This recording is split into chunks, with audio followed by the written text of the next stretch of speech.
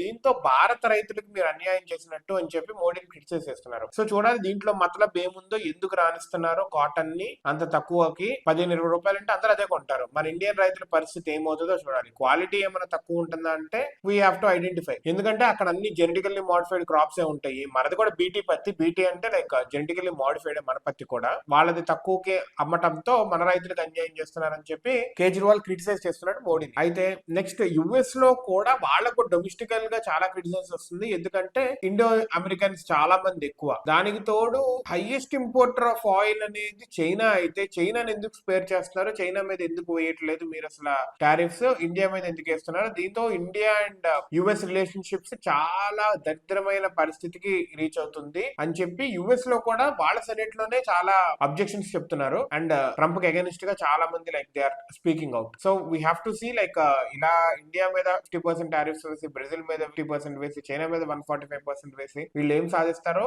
వీళ్ళకే back fire అవుతుందేమో కూడా we have to wait and see.